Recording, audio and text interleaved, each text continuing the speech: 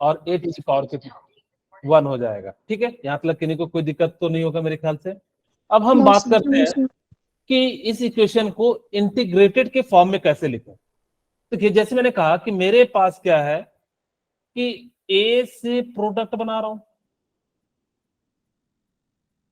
ए से मैंने क्या करा, प्रोडक्ट बनाया। ठीक है, अगर मैंने ए से प्रोडक्ट बनाया तो मेरे पास देखो रेट ऑफ रिएक्शन क्या हो जाएगा, आर ओ आर, बताइए। के रेट ऑफ रिएक्शन, वो रेट लॉ है, rate of reaction and rate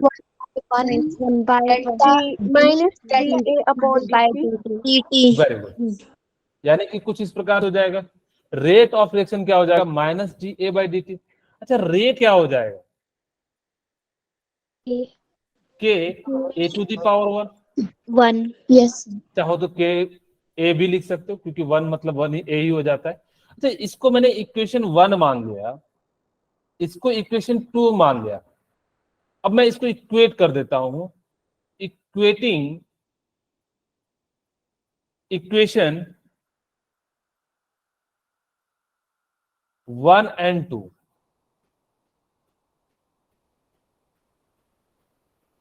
ठीक है, क्या मैं ऐसा लिख सकता हूं, minus d A divided by d t yes sir equal to के ए। यस और इसी चीज को मैं ऐसा लिख सकता हूं, d A divided by A equal to k d t. Yes sir और इधर माइनस है तो इधर माइनस कर दे। अच्छा, ए कटा दे क्या, यस नहीं, जब डी ए है और ये ए है तो इसको कटाइएगा नहीं। ठीक है, अगर नो सर यानी कि हम इसको क्या करेंगे, ये क्योंकि डी ए स्मॉल चेंज के बारे में बता रहा है और यहाँ पे ए का कंसंट्रेशन बता रहा है, तो इसको आप कभी कटाइएगा नहीं। इंटीग्रेशन में डी एक्स बाय एक्स को हम लोग कभी भी कटाते नहीं है। ठीक है, तो इस चीज को ध्यान रखिएगा। ओके, चलिए अब हम बात करते हैं, इसको इंटीग्रेट कर देते हैं। D A divided by A equal to minus k d t. इसको इंटीग्रेट करते हैं, कहां से कहां इंटीग्रेट करेंगे, तो ये ध्यान से सुनिएगा। मेरे पास ए से प्रोडक्ट है, ठीक है, मान लो ए से बी, हाँ मैं प्रोडक्ट बना रहा हूं। ठीक है, ए से बी भी लिख सकते हो, यानी कि बी प्रोडक्ट होगा। मान लो कि मेरे पास टी यानी कि 0 समय में ये जितना होगा पूरा का पूरा होगा। यानी कि सपोज करो कि ऐसे समझ लो कि आप किसी रिएक्शन को करा रहे हो, तो शुरू में सारा का सारा रिएक्टेंट ही बचा होगा, प्रोडक्ट पे 0 होगा। यानी किस प्रकार, मैंने कहा t equal to t time पे ए नॉट में से कुछ घट गया होगा, मैंने एक्स मान लिया, यानी कि इतना ही तो बच रहा होगा। अब यस सर पहले शुरू में ए नॉट था, ऐसे समझो। सपोज करो कि किसी ए आदमी की 10 रोटी खाने की कैपेसिटी है। क्यों मैं ऐसा ले रहा हूं, ताकि कि जो है आसानी से जो है क्लियर हो जाए। या 5 ले लो, क्योंकि कहोगे कि ज्यादा खा रहा है, यानी कि 5 रोटी खा रहा है।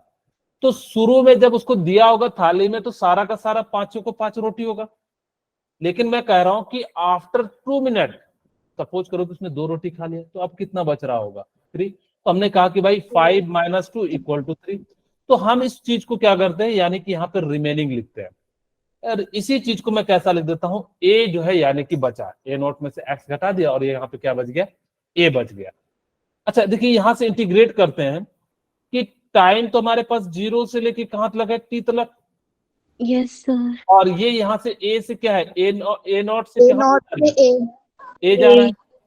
ओके, अच्छा इसको इंटीग्रेट कर देते हैं। अगर जब डी एक्स बाई एक्स होता है तो उसको लॉग एक्स लिखते हैं, तो यहाँ पे हम क्या लिख सकते हैं, लॉग ए ठीक है, तो मैंने इसको ऐसा लिख दिया, ए नॉट और ये ए इक्वल टू माइनस को के बाहर को ले लेते हैं, और dt को हम इंटीग्रेट करेंगे तो t आ जाएगा, और t की वैल्यू कहां से कहां जाएगी, 0 से t चली जाएगी।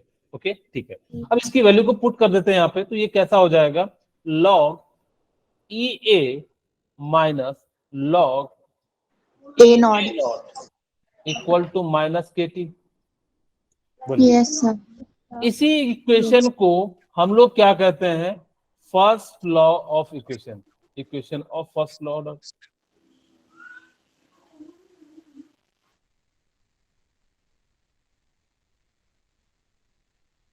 हम लेकिन इस फॉर्मूले का यूज नहीं करेंगे, हम आपको सिंपल फॉर्मूला बताएंगे आपको वो याद रखना है। हाँ, लेकिन आपसे पूछा जाए क्या ये फर्स्ट ऑर्डर में जो है ना वो क्या करता है ना कि माइनस इधर कर देता है और इधर प्लस कर देता है, वो चेंज करेगा। जैसे सपोज करो इसी चीज को ऐसा लिख देता है minus log e A plus log e A not equal to के टी। क्या ये सही इक्वेशन है?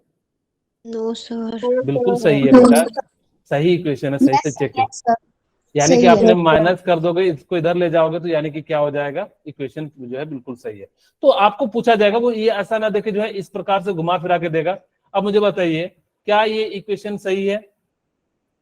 लॉग, यस हाँ, यानी कि मैं पूछता हूं log e plus log e A not equal to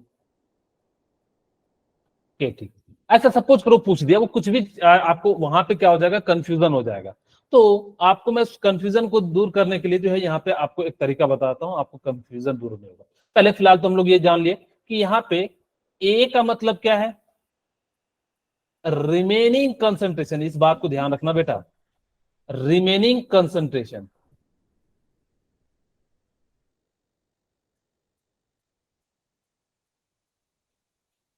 suppose करो कि मैंने कहा कि मेरे पास 20% कंप्लीट कर दिया, तो मेरे पास रिमेनिंग कितना बचेगा, 80। 80। रिमेनिंग लेना, ध्यान रखना, आप कभी भी इस टाइप के जो है इसका यूज नहीं करना, ठीक है? ओके, अब यहाँ पे हम लोगों ने ये लिख दिया। ए नॉट क्या है, initial sir initial concentration. Concentration, यानी कि क्या हो जाएगा, इनिशियल कंसंट्रेशन। और आपको के पता है, के क्या है, yes sir proportional. Rate constant, constant. और टी क्या है, टाइम। टाइम है। ओके, हम इस क्वेश्चन को ना आपको सिर्फ ऐसा पूछेगा कि इसमें से फर्स्ट ऑर्डर का कौन सा इक्वेशन है, आपको माइनस प्लस करके चेंज करके देगा, तो आप उसका यूज कर लीजिएगा कैसे करना है, ठीक है? अब हम चाहते हैं कि इसको ना सिंप्लीफाइड फॉर्म में लेके जाए। तो पहले सबसे पहले ग्राफ भी बना देते हैं आप लोगों के लिए। मेरे पास क्या है, log e A minus log e A not equal to minus k t. और मैं इसी चीज को ऐसा लिख सकता हूं, लॉग ई इक्वल टू क्या लिख सकता हूं, माइनस के टी। और यहाँ पे हमारे पास क्या हो जाएगा, लॉग ए माइनस यहाँ पे जो है प्लस हो जाएगा लॉग ई ए नॉट। अच्छा देखो, क्या ये y equal to M X plus C है? क्या ये, क्या y equal to M X plus, आपको पता है कि y equal to M X plus C कैसा ग्राफ होता है, स्ट्रेट लाइन होता है। तो इधर साइड हमने क्या लिखा, लॉग ई ए, और इधर साइड हमने क्या लिखा, टाइम लिखा। इसका ग्राफ जो है कुछ इस प्रकार से आता है। और ये जो पॉइंट होगा जहां पे मैक्सिमम होगा, और वो कैसा पॉइंट हो जाएगा, थोड़ा सा इसको जो है नीचे कर देता हूं।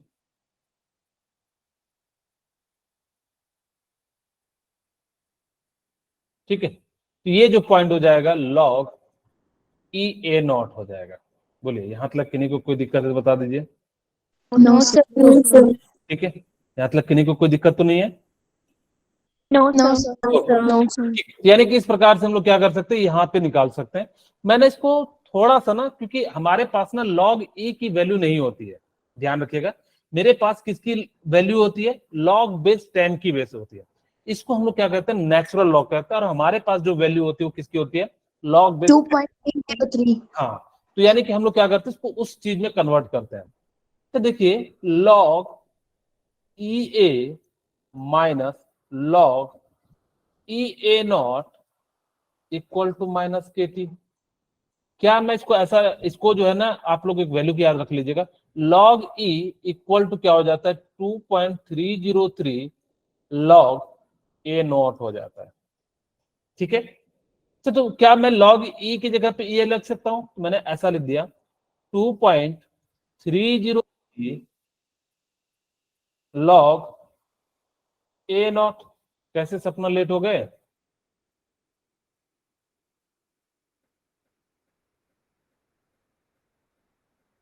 ए not equal to minus k T. बोलिए क्या ऐसा लिख सकते हैं? मैंने बस कुछ नहीं किया, यहाँ पे 2.33 जो लिख दिया। और ये जो बेस होगा अब कैसा हो जाएगा, 10 बेस हो जाएगा। ठीक है, आपको इसकी याद नहीं रखना, हम फॉर्मूला ड्राइव कर रहे हैं। क्या मैं 2.30 कॉमन ले लेता हूँ तो इधर साइड डिवाइड कर दूंगा। Yes, sir. log 10 base A not minus log base 10 A not equal to minus k T divided by 2.303। बोलिए क्या यहां तक किन्हीं को कोई दिक्कत है? No, sir. No, sir. चाहो तो इसको भी याद रख सकते हो, इसी को। लेकिन हम जो फॉर्मूला यूज करेंगे न्यूमेरिकल बनाने के लिए, वो अब मैं आप लोगों को डिराइव करने जा रहा हूं कि हम कौन सी वैल्यू का यूज करेंगे। ठीक है, चलिए तो मैं यहाँ पे इसी चीज को एक स्टेप में लिख देता हूँ। हाँ बोलिए मानसी। एक दोनों के ऊपर नोट कैसे आया? यहाँ पे ए नॉट नहीं होगा। Okay, yes sir. सॉरी थोड़ा सा गलती हो गया। ओके, तो यहाँ पे इस प्रकार से ये जो है इसकी वैल्यू हो जाएगी। मैं ना चाहता हूं कि मैं ना इसको ना एक सिंपल फॉर्म में करूं। आप चाहो तो याद रखने के लिए ऐसा भी कर सकते हो, लॉग, इसको हम लोग क्या कर देते हैं, पूरे को माइनस मल्टीप्लाई कर देते हैं। Log 10 base A not equal to के टी डिवाइडेड बाई 2.303 और लॉग 10 ए। क्या आपको मैंने जैसे पहले बताया था वैसा टाइप का लिख लो। Yes. Log 10 base A equal to क्या हो जाएगा, k t Minus KT up. Plus हो जाएगा। अब इसको Yes, ऐसे भी याद रख सकते हो कि ए नॉट है, फिर ए वन है, फिर के टी डिवाइडेड बाय, वहां पे के टी था और यहाँ पे के टी डिवाइडेड बाय 2.30, क्योंकि यहाँ पे लॉग आ रहा है, उसको डिवाइड कर देंगे तो 2.303 आ जाएगा। बोलिए Yes, sir. ओके। अच्छा चलिए, अब हम जो याद रखना है फॉर्मूला, वो ध्यान से सुनिएगा, हमें कौन सा फॉर्मूला याद रखना है।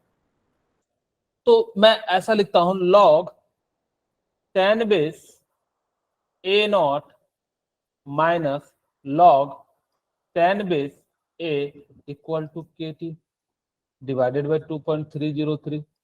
हमने जस्ट अभी यही प्रूफ किया था, यही वाला फॉर्मूला है कि हमने जो है इस प्रकार से, यहाँ पे हम लोग ने ए लिखा तो यहाँ पे इस बार हमने क्या कर दिया, ए नॉट लिख दिया, बस जस्ट चेंज कर दिया। माइनस से मल्टीप्लाई करोगे तो ये चीजें आ जाएंगी। ओके, किन्हीं को कोई डाउट तो नहीं लग रहा ना? No sir. अगर जब किन्हीं को डाउट हो तो आप लोग पूछ सकते हैं। ठीक है, अच्छा देखो, आप लोगों को दो तीन चीजें मैं बता देता हूं। Log A minus log B हो तो आप क्या लिख सकते हो, लॉग A upon B. हाँ लॉग ए अपॉन जो है बी लिख सकते हैं। ठीक है, अगर log A plus log B हो तो हम लोग क्या लिख सकते हैं, log A multiplied by B. Okay. अगर आपके पास log A to the power N हो तो आप क्या लिख सकते हो, एन लॉग ए। आपका ये तीनों चीजें अगर याद हो, इससे जरूरत नहीं पड़ती है, फिर भी मैंने आप लोगों को बता दिया। ठीक है, ओके। तो इससे हम लोग क्या करेंगे, इसका यूज करेंगे। तो यहाँ पे देखो, लॉग ए नॉट माइनस ए है तो हम इसकी जगह पे क्या लिख सकते हैं, log 10 A not divided by A equal to के T divided by 2.303। Yes, sir. ठीक है, मेरे को ना टी का फॉर्मूला चाहिए, मेरे को किसका चाहिए, टी का। तो मैं इसको 2.303 इधर ले जाऊं Yes, sir. और डिवाइड क्या कर देता हूं, k log 10 A base not. A not by A equal to t. और इसी फॉर्मूले को आपको याद रखना है। This is the most important formula which used in first order equation.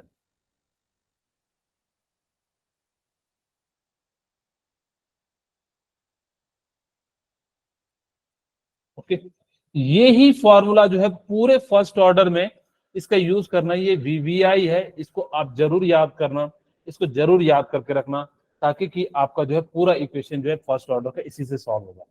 क्योंकि सर हमें ये वाला भी तो याद रख लेते, यहाँ पे दिक्कत क्या है, आप इसको याद रखोगे फिर चीजें सॉल्व करोगे तो क्या होता है, कई बार ए नॉट बाय ए की वैल्यू ना कट जाती है, या ए नॉट बाय ए का रेशियो दिया रहता है, तो हमें क्या हो जाता है, फटाफट से हमें तो क्योंकि कैलकुलेशन करना है, अल्टीमेटली देखो इसको सॉल्व करोगे तो हमें आना यहीं ही पड़ेगा। इसीलिए मैं कह रहा हूं कि इस फॉर्मूले को याद रख लीजिएगा, क्योंकि ये क्या है, बहुत ही ज्यादा इंपॉर्टेंट फॉर्मूला है। चलिए, अच्छा अब किसी के मन में आएगा, सर मेरे को तो लॉग की वैल्यू याद ही नहीं है, तो उनके लिए भी देखिए एक छोटी सी मैं ट्रिक बताने का प्रयास करता हूं। आपको क्या करना है, जो भी वैल्यू दी है ना उसको पॉइंट में एक बढ़ा के लिख देना। जैसे log 2 है तो log 3 कर देना, log 4 है यहाँ पे कितना कर दोगे, सॉरी log 3, पहले log 3 आएगा ना, log 3 इक्वल टू कितना हो जाएगा, 0.4 हो जाएगा। और log 4 को आप थोड़ा सा याद रख लेना, 0.6 होता है। अभी मैं समझा भी दूंगा। log 5 की वैल्यू कितनी हो जाती है, 0.68 हो जाती है, ठीक है, या 69 जो भी दिया हो। log 6 की वैल्यू 0.7 हो जाती है, log 7 की वैल्यू 0.8 हो जाती है, और log 9 की वैल्यू 8 की वैल्यू 0.9 हो जाती है, ठीक है।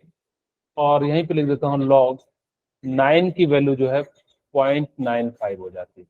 तो करीब करीब आपको इतना ज्यादा जरूरत भी नहीं है। आपको क्या करना है, ये तीन याद रख लेना, log 2, log 4 और log 5 भी याद रखना, रख सकते हो, कोई दिक्कत नहीं है। लेकिन आपको ये जरूर आना चाहिए कि जैसे मेरे पास log 4 की वैल्यू निकालनी है तो मैं इसको कैसा लिख सकता हूँ, log 2 to the power square, और स्क्वायर होता है तो बाहर आ जाता है, तो 2 log बेस 2, और 2 की वैल्यू आपको पता है 0.3 होती है, तो 2 इंटू 0.3 और इक्वल टू 0.6। यहाँ पे देखो हमने हमने यहाँ पे क्या लिखा है, 4 की वैल्यू 0.6 भी लिखी है। यानी कि चाहो तो आप ऐसे भी निकाल सकते हो, चाहो तो ऐसे भी याद रख सकते हो। आपको 2-3 वैल्यू याद रखनी है, आपकी जो है काम बन जाएगा। मैं पूरा नहीं बताया एग्जैक्ट, आपको बेसिक चीजें बताए ताकि कि आपको काम बन जाए और आपको याद हो जाए।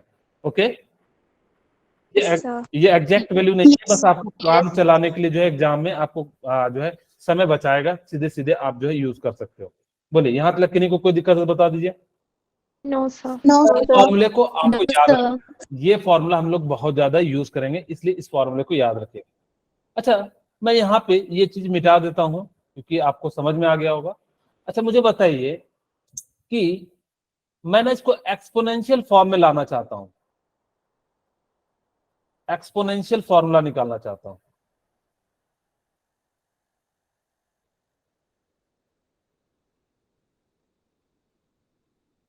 तो मैं कुछ नहीं करूंगा, बस यहीं से थोड़ा सा बैक चलूंगा।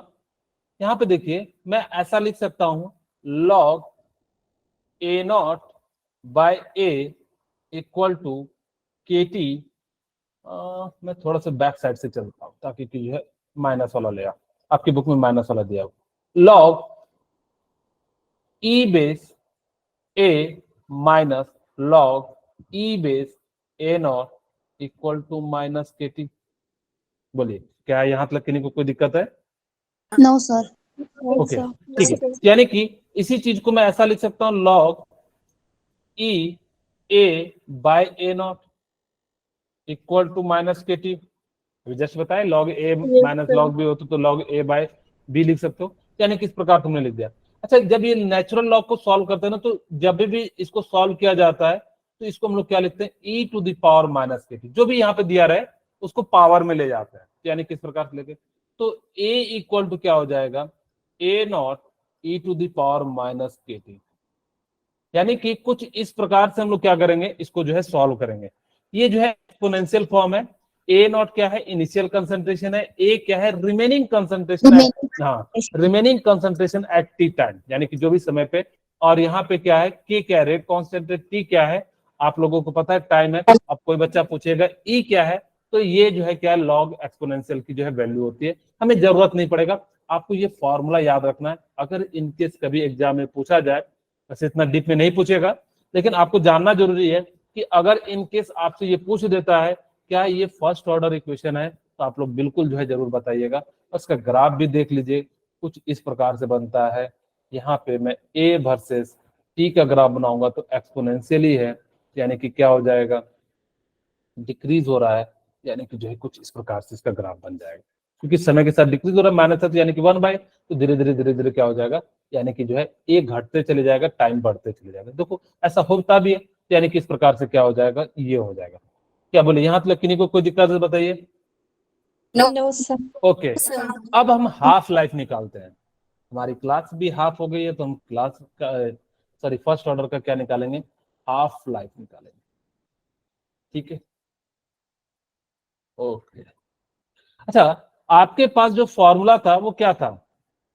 लॉग 10 बेस वाला लिखता हूं, ए not, A naught minus log A naught हाँ minus log A is equal to KT minus KT minus two KT point upon 2.03. Okay, कुछ इस प्रकार से हम लोग लिख सकते हैं, किन्हीं को कोई यहाँ पे लगता है कोई दिक्कत नहीं होगा? अच्छा No, देखिए, sir. अब मैं चाहता हूं कि log 10 base A not by A लिख देता हूं इक्वल टू के टी डिवाइडेड बाय 2.303, ये तो लिख सकते हैं। अच्छा देखिए, मेरे को तो टाइम निकालना है, तो मैं टाइम के लिए, आप कहोगे सर पहले तो ऑप्शन में लिखा था वैसे ही लिख देते। मैं आपको बस समझाने के लिए कि यहाँ पे दो चीजें समझाऊंगा, इसीलिए मैंने ऐसा लिखा। इक्वल टू क्या हो जाएगा? log 10 base A not by A. अच्छा देखिए, ध्यान से सुनिए, ए से कोई प्रोडक्ट बन रहा है एट टी इक्वल टू 0 पे, पूरा का पूरा कंसंट्रेशन ए होगा। At t equal to t time पे 50% कंप्लीट हो जाएगा, तो बचेगा कितना? A not by 2। बोलिए, यही तो बचेगा। तो क्या मैं ए की जगह पे ए नॉट बाई 2 लिख दूं? Yes, sir. ओके, ठीक है, तो k equal to log 10 base A not divided by A by 2। ये ऊपर चले जाएगा और ये ए नॉट से ए नॉट क्या हो जाएगा? कैंसिल हो जाएगा। Cancel तो out. मैं क्या लिख सकता हूं? 2.303 डिवाइडेड बाई के log log 10 base 2। Yes, sir. और यहीं से हम क्या कर सकते हैं? लॉग बेस 2 की वैल्यू है हमारे पास, और जैसे ही आप पुट करेंगे 0.3, यहां से कितना आ जाएगा? t equal to 0.693 divided by k. ये सेकेंड मोस्ट इंपॉर्टेंट फॉर्मूला है। अच्छा देखो, एक बार ना जेईई मेंस ने क्या क्वेश्चन पूछा था, मैं आपको समझाने का प्रयास करता हूं। उन्होंने कहा कि देखो, इस टर्म को, मैं यहाँ पे ये वाले टर्म को समझाने का प्रयास करता हूं, ध्यान से सुनिएगा। क्या मैं इस टर्म को क्या लिख सकता हूं? t इक्वल टू ln 2 लिख सकता हूं क्या? या चाहो तो आप log e बेस 2 लिख सकते हो, Yes, sir. क्योंकि आपको मैंने बताया था कि log नेचुरल एक की वैल्यू जो है 2.3 log 10 होता है, तो यानी कि इसको हम क्या लिख सकते हैं? log e 2 डिवाइडेड बाई के। आपसे ये सिर्फ पूछा जाएगा। हमें न्यूमेरिकल में एक तो ये फॉर्मूला यूज करना है, ठीक है। देखिए, हम सारे फॉर्मूले में लिख देता हूं, ठीक है। मैं एक एक करके जो है, हमने 4 फॉर्मूले पढ़े हैं बेसिकली। पहला, r इक्वल टू के ए टू दी पावर 1, ये पहला फॉर्मूला है, ठीक है। इतना रिया शर्मा कैसे लेट हो गए, भूल गए थे क्या? ओके, दूसरा, आपको t इक्वल टू क्या याद रखना, बताइए? 2.303 upon K log log 10 base A naught upon A. दूसरा फॉर्मूला। तीसरा, टी हाफ, मैंने यहाँ पे टी हाफ लाइफ ऑर्डर का निकाल दिया है, ठीक है। ओके, यानी कि टी हाफ की जो वैल्यू है वो कितनी हो जाएगी हमारे लिए? 0.693 डिवाइडेड बाई के। ओके ओके, और फोर्थ वन जो है, आप चाहो तो एक्सपोनेंशियल वाला फॉर्मूला याद रख सकते हो, a equal to A not e to the power minus. A. अच्छा, मैं चाहूं तो देखो, मैं फर्स्ट ऑर्डर, ये सारे किसके लिए हैं? फर्स्ट ऑर्डर के लिए फॉर्मूला है। First मैं order. यहीं पे बगल में ना जीरो ऑर्डर का भी लिख देता हूं, ताकि कि आपको याद रहे। Yes, sir. जीरो ऑर्डर का जो है फॉर्मूला, देखिए क्या हो जाएगा।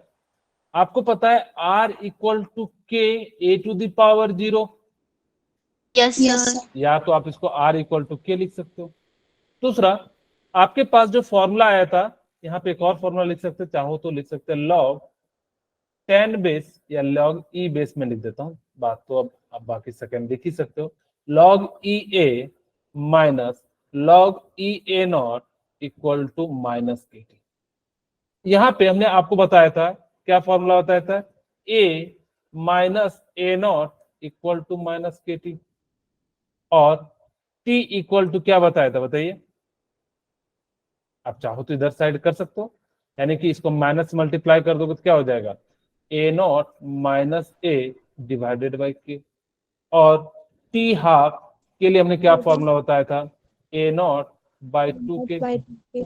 और टी 100% कंप्लीट के लिए क्या बताया था, यानी कि ए नॉट बाई के। तो यहाँ पे मैंने जो है फॉर्मूला, आपको कौन कौन से फॉर्मूले याद रखने हैं, एक तो ये फॉर्मूला याद रखना है, ये इधर तो सारे याद रख लीजिएगा, इधर से ये वाला फॉर्मूला याद रखिएगा और ये वाला फॉर्मूला याद रखिएगा, ठीक है। इन दोनों से जो है हमारा काम बनेगा। लेकिन अब मैं आपको इसका ग्राफ बना देता हूं half life of first order का। तो आपके पास टी हाफ इक्वल टू क्या है, A naught by 2. 0.6.3, 2 के ठीक है। वो तो जीरो ऑर्डर के लिए, यहाँ पे हम लोग किसकी बात करें, फर्स्ट फर्स्ट ऑर्डर ऑर्डर से। ये कुछ है, क्या यहाँ पे कंसंट्रेशन पे डिपेंड करता है क्या, Yes, sir. नहीं नहीं नहीं, क्या यहाँ कोई No, sir. कंसंट्रेशन है क्या, नहीं। No, यानी sir. कि No, sir. फर्स्ट ऑर्डर जो रिएक्शन है वो कंसंट्रेशन पे डिपेंड नहीं करता उसके हाफ लाइफ में, ध्यान रहेगा। अगर जब मान लो कि Yes, sir. हाफ लाइफ में, ध्यान रखना मैं क्या बताना चाह रहा हूं, ऐसा नहीं कि पूरे में नहीं कर रहा, मैंने क्या कहा, हाफ लाइफ ऑर्डर में कंसंट्रेशन पे डिपेंड नहीं करता है। अगर जब कंसंट्रेशन पे डिपेंड नहीं करता तो यानी कि ग्राफ कैसा बनेगा, कांस्टेंट बनेगा। यानी कि इधर साइड हम लोग क्या लिख सकते हैं, के, और इधर साइड ए रखेंगे तो यानी कि हमेशा क्या हो जाएगा, स्ट्रेट लाइन बन जाएगा। यानी कि कुछ इस प्रकार से जो है, या चाहो तो टी हाफ के टर्म में भी निकाल सकते हो। तो ये कुछ इस प्रकार से जो है इसका ग्राफ बन जाता है, ठीक है। तो हम लोगों को क्या करना है, इस टाइप से ये सारी चीजें जो है ध्यान रखनी है। बोलिए यहां तक किन्हीं को कोई दिक्कत हो तो बता दीजिए। No, sir. ओके, चलिए अब हम बात करते हैं, यहाँ पे इस चीज को ध्यान रखिएगा कि हाफ लाइफ में जो है ना, अब वो कंसंट्रेशन पे डिपेंड नहीं करता है। मैं लिख भी देता हूं, in half life reaction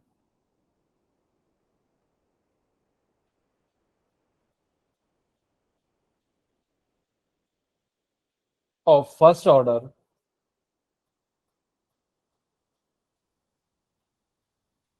it does not depend upon the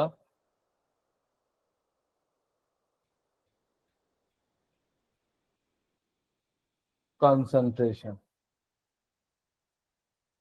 of reactant। Okay, ये जो है कभी भी इस पे डिपेंड नहीं करता है।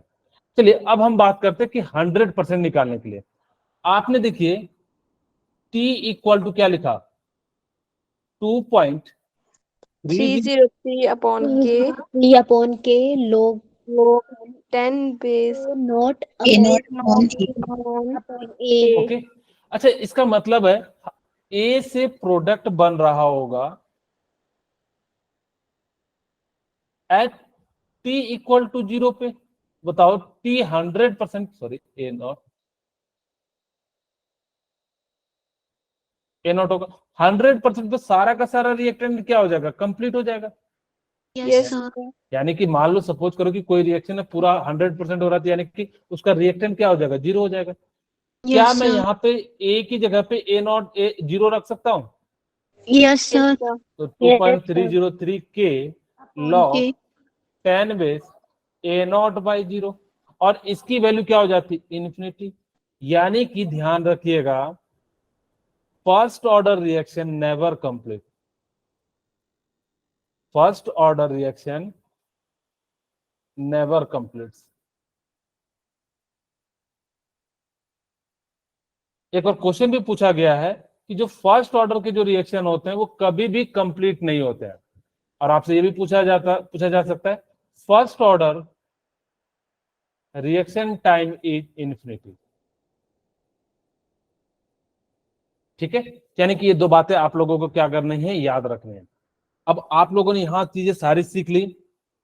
दूसरी बात, मेरा एक इंपॉर्टेंट बात ध्यान रखिएगा कि आपके सामने एग्जाम में कभी भी आपसे कभी ऑर्डर पूछे ना तो आप फर्स्ट ऑर्डर मार देना, या आपसे कभी भी कोई ऑर्डर से रिलेटेड क्वेश्चन आए तो आपको हमेशा फर्स्ट ऑर्डर के इक्वेशन लगानी है, ये ध्यान रखना। क्यों कह रहा हूं, इसके लिए मैं आपको बताता हूं, क्योंकि हमारे सिलेबस में फर्स्ट ऑर्डर ही दिया हुआ है। अगर हमारे सिलेबस में फर्स्ट ऑर्डर दिया है तो कहाँ से पूछेगा, फर्स्ट ऑर्डर से ही तो पूछेगा। इसीलिए मैं कह रहा हूं कि ये जो है क्या करना, आप जो है ध्यान रखना कि आपको जितने भी इक्वेशन लगाने हैं, पहली प्रायोरिटी आपकी रहेगी फर्स्ट ऑर्डर की, सेकंड प्रायोरिटी रहेगी जीरो ऑर्डर की, थर्ड सेकंड फोर्थ जो है आपको नहीं लगाना है। मैं बताऊंगा नेक्स्ट क्लास में, कल ही क्लास में आपकी एक एक्स्ट्रा क्लास लूंगा, तो वहां पे सबको मर्ज करके जो है ये सारे second order and nth order बताऊंगा, क्योंकि वो आपको जानना जरूरी है। फिर उसके बाद जो है नेक्स्ट वीक में हम लोग इसको कंप्लीट कर देंगे। ठीक है, तो यहाँ तक आप लोगों को ये चीजें समझ में आ गई कि आपको जब भी सपोज करो कि ऑर्डर आपको नहीं आता है, ब्रह्मास्त्र चला दीजिए, यानी कि जो है वन ऑर्डर मार दीजिए, जो है लगभग 95% चांसेस सही होगा। लेकिन आपको पहले मैंने बताया कि आपको मैंने सारी चीजें बता रही है, तो आप इसका यूज नहीं कीजिएगा। इन केस आपको ऐसा अटपटा क्वेश्चन आ गया, आपको समझ में नहीं आ रहा है और आपके पास समय कम है, तो आप जो तुक्का मारोगे तो यानी कि कुछ इस प्रकार से मार दोगे। ओके, चलिए पहला क्वेश्चन देखिए आपके सामने है, मेरे ख्याल से बहुत ही आसान सा क्वेश्चन है। तो the half life of first order reaction is 69.35 second, the value of rate constant of the reaction is. अब देखो आपसे क्या पूछा, टी हाफ, टी हाफ का फॉर्मूला क्या है, 0.693 upon K. ओके।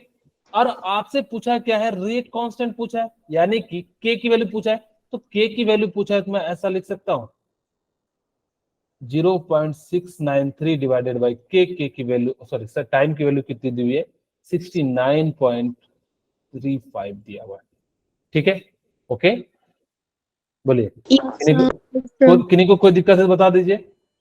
अच्छा देखिए, यहां से ऊपर जाएगा तो कितना जीरो आएगा, 2 जीरो, नीचे जाएगा तो कितना आ जाएगा, यानी कि 3, यानी कि करीब करीब, देखो इसको मैं ऐसा लिख देता हूं, इसको अप्रॉक्स में मैं लिख देता हूं 0.693, ठीक है, ताकि कि मैं कटा दूं, और नीचे में क्या लिख देता हूं 69 पॉइंट, यहाँ पे 30 लिख देता हूं। ओके, सिमिलरली है, कोई ज्यादा अंतर नहीं है। क्यों मैं ऐसा कर रहा हूं, क्योंकि आपको पॉइंट कटाने के लिए कर रहा हूं। इस पॉइंट को हटाएंगे तो यहाँ पे कितना आ जाएगा, 100 आ जाएगा, और इसको कटाएंगे तो कितना आ जाएगा, 1000 आ जाएगा। अच्छा ये देखो, यहां से आपके पास एक और जीरो है, यहाँ से 2 जीरो तो कैंसिल आउट हो जाएगा, एक ये जीरो और एक ये जीरो, तो यानी कि कितना आंसर हो जाएगा, 0.01 सेकेंड इनवर्स हो जाएगा। क्या आप लोगों को समझ में आया? यस सर, और एक बार रिपीट करना प्लीज। ठीक है, मैंने क्या कहा कि देखो ऐसे भी आप कह सकते थे कि ये 0.6 और ये 69 है, तो यानी कि कितने टाइम्स है, 100 टाइम्स ज्यादा है, यानी कि तो वैसे तो देखो 69.3 है, तो ये भी लगभग अप्रोक्सीमेट वैल्यू है, तो हम सीधे सीधे कह सकते थे 1/100 कटाने के बाद। मैंने आपको कटा के दिखा दिया, आप चाहो तो कटाओ, और इसकी वैल्यू कितनी आ जाएगी, 0.01 सेकेंड इनवर्स आ जाएगी, क्योंकि आपसे क्या पूछा है, रेट कांस्टेंट पूछा है। और आपको पता है फर्स्ट ऑर्डर के लिए जो है मोल, लीटर और 1 minus n, and second inverse है, एन की वैल्यू 1 रखोगे तो यानी कि 0 हो जाएगा और आपको सेकेंड इनवर्स आ जाएगा, इसलिए यहाँ पे रेट कांस्टेंट क्या है, 1 है। अब चाहो तो ऐसे भी पहचान सकते थे कैसा क्वेश्चन है, फर्स्ट ऑर्डर का इक्वेशन है। चलिए आपके सामने ये है सेकेंड क्वेश्चन, बहुत ही आसान सा क्वेश्चन है।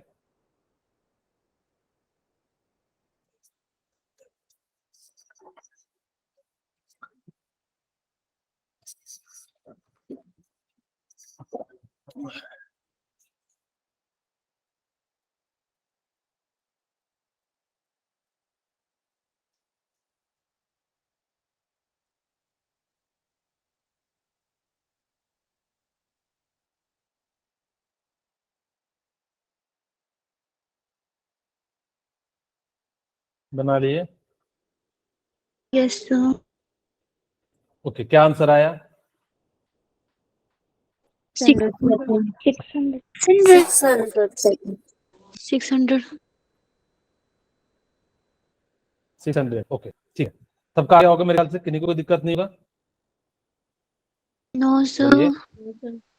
ओके चलिए, अब देखो हमारे पास क्या दिया हुआ है, मैं लॉगिन कर लूं। यहाँ पे after how many second will be the concentration of reactant first order is half if decay constant is इतना, t half की वैल्यू कितनी है, 0.693 693 डिवाइडेड बाई के की वैल्यू आपको दी हुई है, कितनी दी हुई है? 0.693 इंटू 1.15 5 into 10 की पावर -3। और इसी चीज को मैं ऐसा लिख देता हूं यहाँ पे 0.693 इंटू 10⁻³ और नीचे में कितना हो जाएगा? 1.155। इसको ना आप अप्रोक्स 700 ले लो, 0.700, ठीक है? ओके। Yes, sir. और यहाँ पे कितना हो जाएगा? 155 हो जाएगा। इसको कटा दो, यहाँ से कटाओगे तो इसकी वैल्यू कितनी आ जाती है? 0.6 और इंटू 10⁻³ कितना हो जाएगा? 3। और यहाँ से जो वैल्यू आ जाएगा कितना आ जाएगा? 600. सेकंड आ जाएगा, ठीक है? Yes, Yes. sir. Next question बनाइए।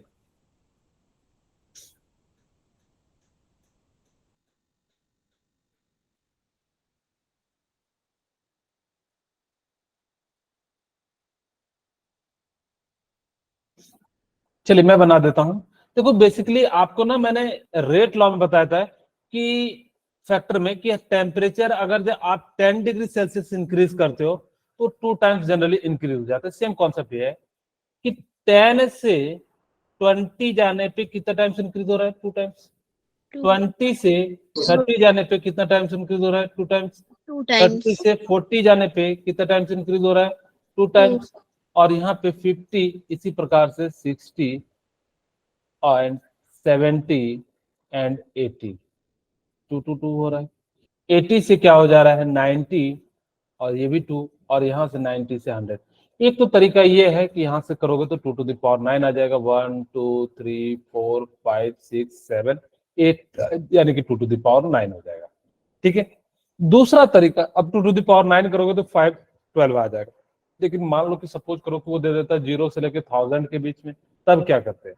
क्या तब भी ऐसा करते क्या? नहीं, ये तो उन्होंने हाँ, यानी कि उन्होंने तो 100 में दे दिया, तो इसलिए हम लोग चलो ने हमने ऐसा अल्टीमेट कर लिया। अगर जब 50 दे देता तो हम लोग चलो इस तरीके से बना सकते हैं। लेकिन मान लो कि वो कह देता कि यानी कि जो है 1000 के बीच में निकालो, तब तो ऐसे करते करते हमारा कुछ 15 मिनट लग जाता लिखने में ही। Yes, sir. अब देखिए क्या करना कि जब भी ऐसा रहे ना कि 10 डिग्री टेम्परेचर इंक्रीज कर रहा है, तो यहाँ से 10 से 100 टाइम्स जाने में कितनी बार 10 आएगा? हमने कहा कि भाई यहाँ से जो है माइनस कर दो, क्योंकि 10 से 100 जाना है, 0 से नहीं जाना है। हमने कहा कि भाई 90 का अंतर है, और एक बार में है 10 डिग्री, तो यानी कि टोटल कितना आ जाएगा? 9 बार आएगा, यानी कि 2⁹ अगर यहाँ पे 3 डिग्री होता हम क्या कर देते? 3 इंटू 3⁹ हो जाता। क्या आप मेरी समझ में आए? इन केस सपोज करो कि वो कहता है कि आपके पास 1000 तलक, तो यानी कि कितना टाइम्स आ जाता? 9 से 90 और डिवाइडेड बाय 10, तो यानी कि कितना आ जाता? 2⁹99। खैर हमारे पास इतना दिया नहीं है, जो चीजें दी हुई है तो इस प्रकार से हम लोग क्या कर सकते हैं? लिख सकते हैं। बोलिए, कोई दिक्कत है? No, sir. तो ना समझ में आए तो पूछ सकते हैं। चलिए ये बनाइए सेकंड क्वेश्चन।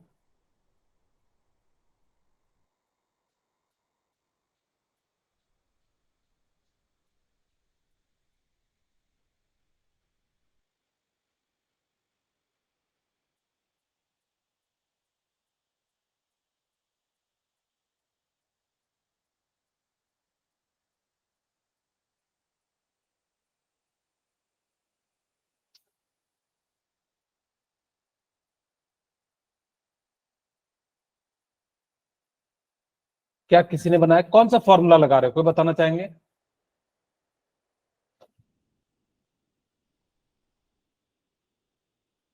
Sir, 0.693. चलिए देखिए, यहाँ पे ना R इक्वल टू के a⁴ लगाए, ठीक है? यहाँ पे जो है कौन सा लगेगा? यहाँ से ये लगेगा। अच्छा देखो, एक तो ये तरीका है, दूसरा t½ इक्वल टू कितना लगा सकते हो? 0. अच्छा डायरेक्ट भी तो निकाल सकते हैं, 0.639 और डिवाइडेड बाय रेट कांस्टेंट के की वैल्यू दी हुई है। खैर हमें ये नहीं लगाएंगे, t½ वाला ये वाला लगाएंगे, सेकंड वाला। यानी कि t½ इक्वल टू क्या हो जाएगा? 0.693 डिवाइडेड बाय के की वैल्यू आपको दी हुई है, कितनी दी हुई है? 0.693 इंटू 9 इंटू मिनट 10⁻⁻1। और यहाँ पे क्या दिया हुआ है? मिनट, तो ऊपर में चले जाएगा तो कितना हो जाएगा? 60 हो जाएगा। और 60 ये कट जाएगा तो यानी कि कितनी बार में कटेगा, यानी कि जो है 0.69 यानी कि 1, और ये 10 ऊपर जाएगा तो यानी कि कितना आ जाएगा 600, यानी कि इसका भी 600 क्या आ जाएगा 600 सेकंड। बी। ओके, क्या समझ में आया आप लोगों को? Yes, yes sir. सर। चलो नेक्स्ट क्वेश्चन बनाइए। सर एक बार पीछे वाला क्वेश्चन दिखाना।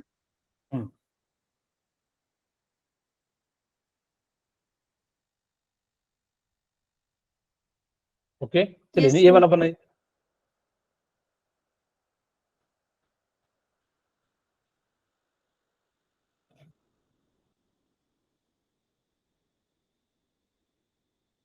हो गया?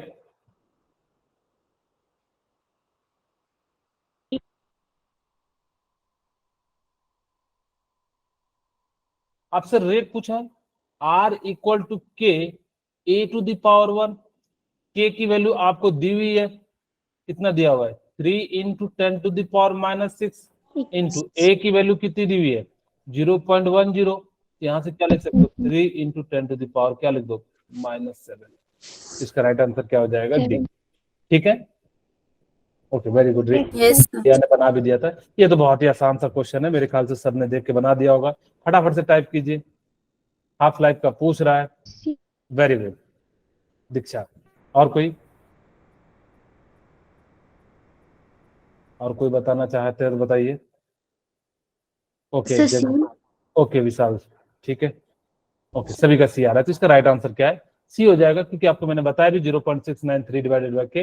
अच्छा ना, इसको ना एक और तरीके से भी लिखा हुआ मिलेगा, यानी कि ln 2 डिवाइडेड बाय के, तो यही सेम चीज हो जाएगा। ठीक है, अगर ln 2 के फॉर्म में भी कई बार आपको दिखने के लिए मिलेगा तो आप सेम चीजें मार लीजिएगा। अब देखो इस सेकंड ऑर्डर का रिएक्शन पूछा है, तो बताइए फटाफट इसका क्या आंसर होगा।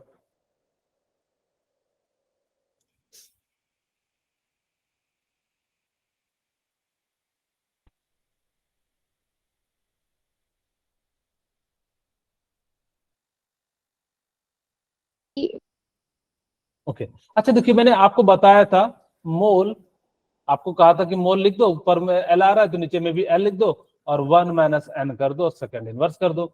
यहाँ पे सेकंड एन की वैल्यू 2 आ जाएगी, यानी कि 2 आ जाएगी। और वैसे भी आपको पता होना चाहिए, मैंने आपको कहा था कि देखो लीटर में +1 ऐड करने पे 2 आ रहा है क्या, यहाँ पे देखो 3 ऑप्शन में आ रहा है, तो यानी कि ये तरीका तो फेल कर गया। तब हमें क्या करना पड़ेगा, बेसिक से चलना पड़ेगा, यानी कि क्या हो जाएगा litre mole inverse and second inverse, आप इसको पुट करोगे तो यानी कि कौन सा आ रहा है लीटर मोल इनवर्स, यानी कि जो है के की वैल्यू सी आएगी। ठीक है, अच्छा चलिए ये वाला बताइए।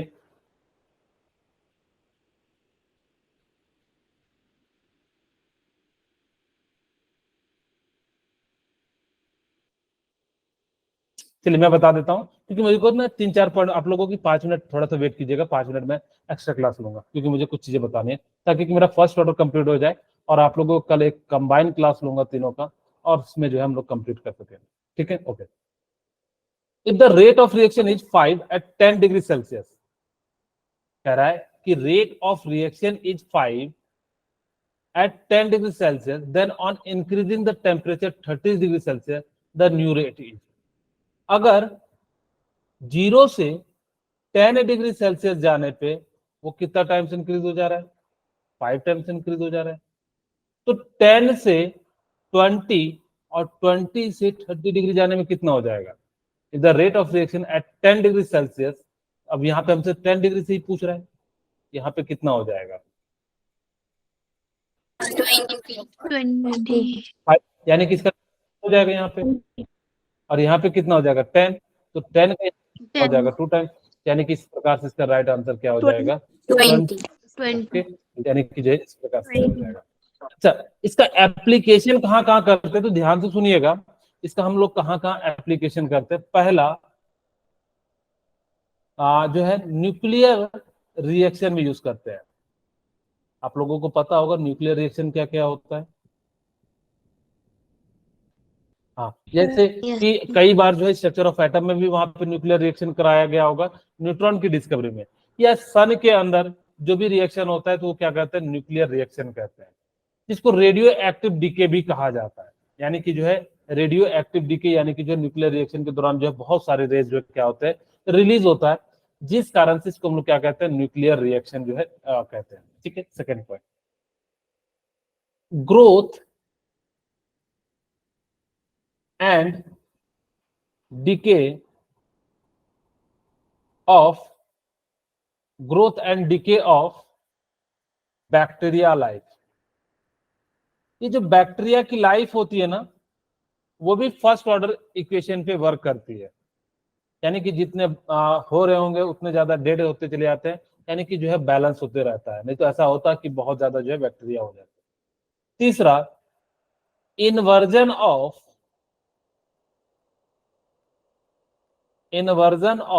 केन शुगर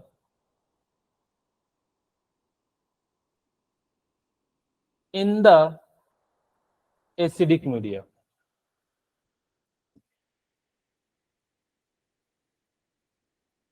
ठीक है, यहां से हम लोग क्या लिख सकते हैं कि आपको केन शुगर का फॉर्मूला पता है, कोई बताना चाहेंगे?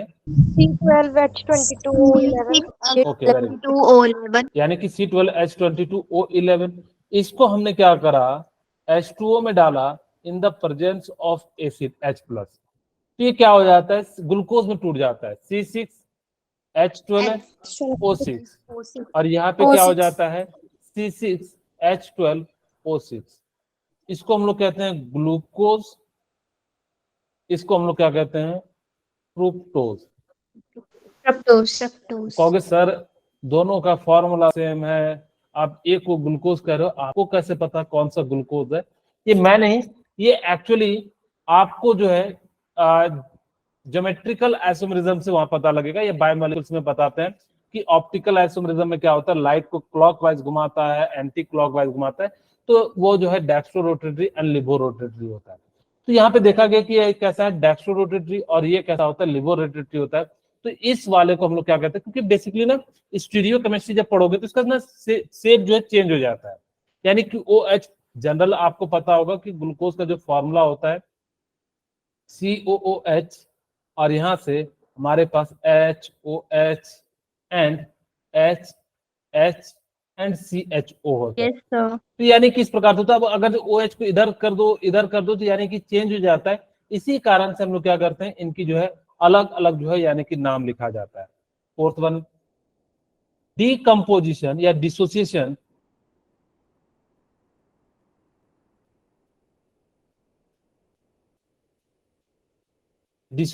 Of N2O5। हम लोग क्या करते हैं कि इसको जो तोड़ते हैं ना, तो ये भी कैसा ऑर्डर होता है, N25 NO2 प्लस O2, यहाँ पे 4, और यहाँ पे ये भी कैसा ऑर्डर होता है, फोर्थ ऑर्डर होता है। ठीक है, okay, next, fifth, dissociation of